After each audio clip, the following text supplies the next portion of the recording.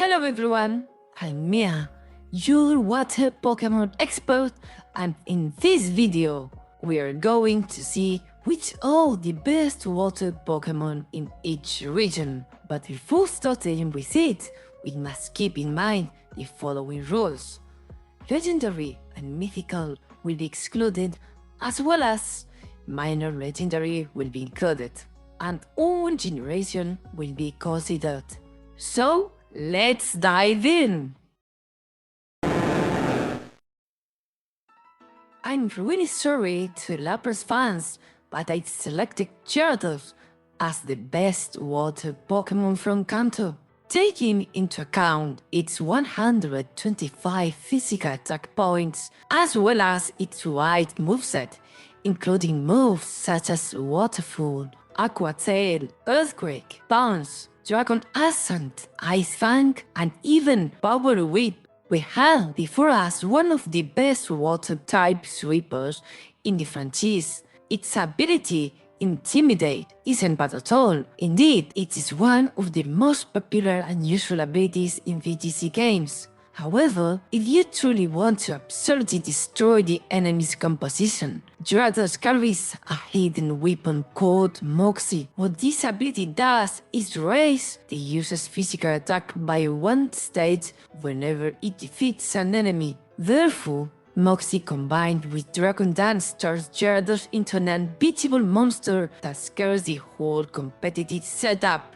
Regarding the rest of its stats, Gyarados has optimal defenses and is only vulnerable to electric and rock attacks. It is quite useful in both singles and double battles, especially the latter, where Gyarados is an excellent partner for Earthquake users due to its flying type, as well as a really powerful weapon in the rain compositions. Undoubtedly, Gyarados is the best water Pokemon of the first generation and probably the best non-legendary water-type Pokemon.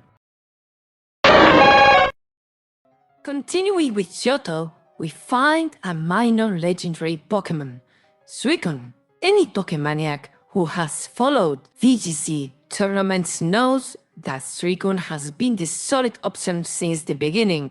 Despite being a pure water type, this gives Suicune resistances to fire, ice, and steel attacks, with only two weaknesses, electric and grass. Thanks to its high HP and balanced defensive stats, Suicune can survive many blows that would be impossible for a regular Pokemon to endure. One of the most popular sets for Suicune is the Gurkun moveset. The strategy consists of raising its special attack and special defense, simultaneously with Cold Mind. When Suicune's HP gets low, it uses rest to heal fully. While it is asleep, it can use Sleep Talk to continue attacking or boosting. As a result, Suicune becomes so bulky that almost nothing can break it, and so boosted that it can easily sweep the opponent's entire team. On the other hand, Suicune can provide great utility by burning the opponents with Scald's 30% effect chance and putting the enemy's PP on the ropes with the pressure ability. As one of the most reliable water types, Suicune earns its spot as the most solid water Pokemon of the second generation. If Hoenn is known for one thing, it is the vast number of wide water routes, which is exactly why it is my favorite region. Among all the new species introduced in the third generation, I believe the undisputed best is Swampert. Over the years, this beast has never gone unnoticed in the competitive scene. Thanks to its water-ground type combination, Swampert has only one weakness: the grass-type attacks. Fortunately, grass is not a very common offensive type in competitive play. On the other hand, Swampert boasts resistances to steel, fire, and rock, along with a complete immunity to electric. This key strength compensates Swampert's slow speed, making it one of the most solid options for a bulky water-type Pokémon. However, we should not underrate Swampert's offensive potential. It possesses a base 110 physical attack and access to a powerful move pool including Earthquake, Waterfall, Aqua Jet, Superpower, Ice Punch, Rock Slide, and Stone Edge, for instance. By utilizing complementary moves like Curse, especially when supported by a teammate's Trick Room, Swampert is capable of snapping the opposing team like a toothpick. While it is true that Swampert is no longer the powerhouse it was during the Mega Evolution era of the 6th generation, it still maintains a strong and solid position in the competitive meta today. Selecting the best Pokémon from Sinnoh is a difficult decision. While strong options like Floatzel and Pollen and Gastrodon each have their own merits, the Sinnoh region is also home to Rotom Wash. Although it originated in the 4th generation as an electric ghost type, everything changed in the 5th generation when it traded its ghost to typing for water. Rotom Wash outclasses the after-mentioned options because it compensates the utility of several different Pokémon into a single slot. It doesn't need to be the fastest or the bulkiest to be valuable. Instead, its electric water typing, paired with the levitate ability, grants it immense safety when switching in. By removing its ground-type weakness, Levitate transforms it into a remarkably reliable pivot. Furthermore, its move pool and stat distribution allow it to juggle multiple roles, opponents with full switch, punishing them with Hydro Pump, or crippling physical attackers with Will-O-Wisp. In competitive Pokémon, a truly good Pokémon isn't just one that hits hard, but one that can consistently enter the field, force difficult decisions, and control the pace of the battle. While Rotom Wash may not have the widest move pool, its specialized options make it an incredibly versatile and essential Pokémon. While there is a fierce competition among water-type candidates in Sinnoh, we face the opposite scenario in Unova. Many of the region's water-type options are somewhat mediocre in competitive play compared to those of other regions. However, if I had to choose the best water Pokémon from Unova, Jellicent would be the one. Firstly, Jellicent stands out due to its unique combination of exceptional bulk, versatile defensive typing, and strategic utility. Its water ghost typing granted only 4 weaknesses: electric, grass, ghost, and dark, while providing key resistances to fire, water, ice, and steel. Furthermore, its complete immunities to normal and fighting allow it to switch freely against common threats like Conqueror or choice-locked attackers without fear. With its high base space and defense, Jellicent serves as a fearsome special ward capable of absorbing hits from sweepers like Latios or Alakazam. Its abilities further cement its dominance. Water absorbs renders it immune to water-type moves, healing its HP upon contact, while Q's body provides a 30% chance to disable an opponent's move after taking a hit. Its premier moveset, Scald, for potential burns, Shadow Ball for Ghost-type stab, Recover for longevity, and Will-O-Wisp or Toxic for status enables it to stall out opponents and generate momentum by forcing switches, compared to alternatives like Seismitoad, which is a more offensive but lacks reliable recovery, can request a solid physical wall that is easily worn down, or Suana, which is too frail. Jellicent offers the complete package. It switches in more often, survives longer, and provides the status control that no other Unova water type can match, cementing it as a defensive pillar of the 5th generation. Well. Arriving in Kalos, we find ourselves talking about a Pokémon that terrified the entire meta to the point of being nerfed or even banned from many formats. Greninja has dominated competitive Pokémon since its debut in 6th generation, primarily due to its signature ability, Protein. This ability changes Greninja's type to match the move it uses, granting a stab boost to virtually every attack.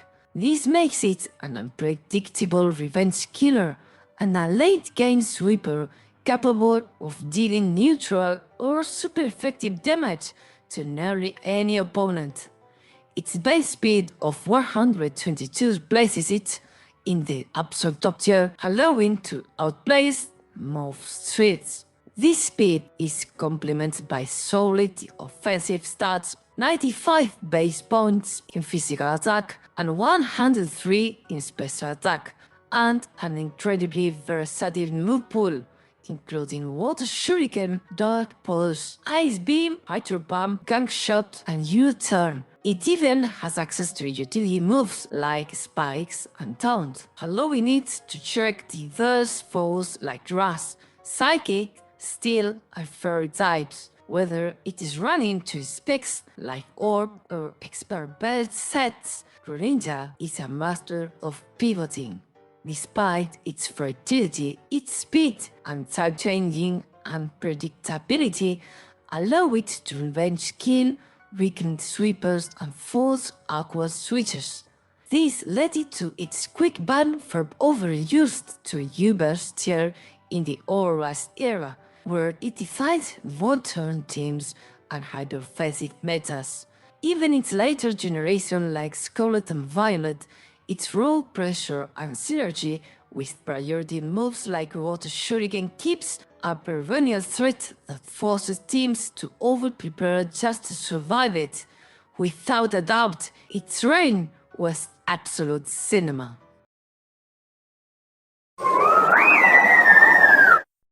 Moving to Alola, we find ourselves discussing a minor legendary Pokémon that redefined the meta, Tapu Fini. It stands out as the premier water type from the 7th generation due to its exceptional water fairy typing. This granted red resistances to water, fire, dark, and fighting, as well as a competing immunity to dragon type moves. Its signature ability, Misty Surge, automatically sets Misty Terrain upon entry. This shares Tapu Fini and its granted allies from status conditions like sleep, burn, or paralysis, and it halves the damage taken from dragon-type moves. This combination provides unmatched bulk, making it a reliable switching in against threats like Ash Greninja, Kanto, and even certain sets of Katana.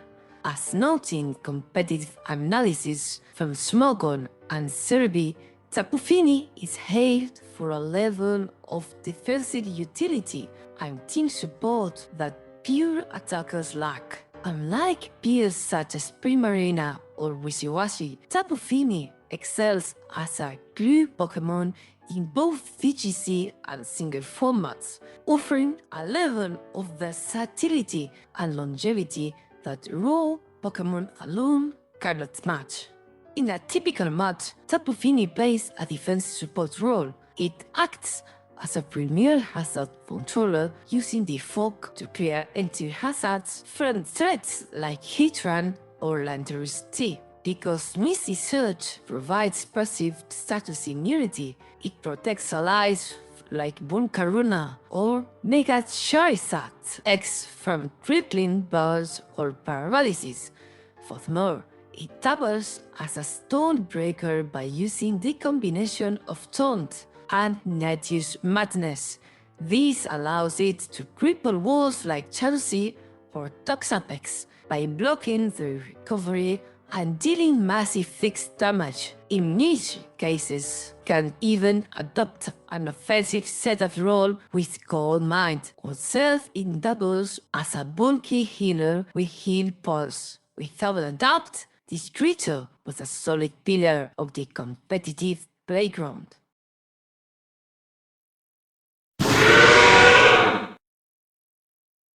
The 8th generation did not introduce a vast number of new Water-type Pokémon, but that was no excuse for failing to create a revolutionary beast.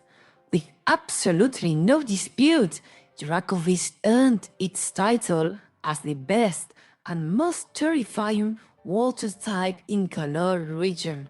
This was thanks to its absurdly powerful signature combination, the strong jaw ability boosting Fish's range by 50%, combined with the move's internal mechanic that doubles its power if Dracovish moves first. This results in a move so powerful it can one-shot even studied resists like Toxapex or Ferrothorn. Its Water Dragon typing provides excellent offensive coverage and few weaknesses, only Dragon and Fairy, allowing it to shred teams as a choice band wall breaker or a choice card revenge killer. Its Nightmare Fury design, a prehistoric fish head mismatched on a dragon body, paired with a matched wall-breaking potential, made it infamous. It easily outclassed other color water types like Barraskewda or Inteleon by being nearly unstoppable without perfect prediction on a specialized immunity or a specialized immunity like Water Absorb. While Dracovish's strategy is often simple, its movepool provides just enough coverage to amplify its terror.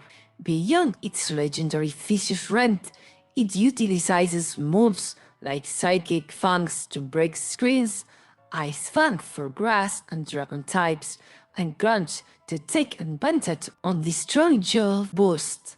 In competitive play, Dracovish is the most commonly equipped with a choice band to maximize its raw power and choice golf to ensure it moves first, triggering that devastating double damage multiplier.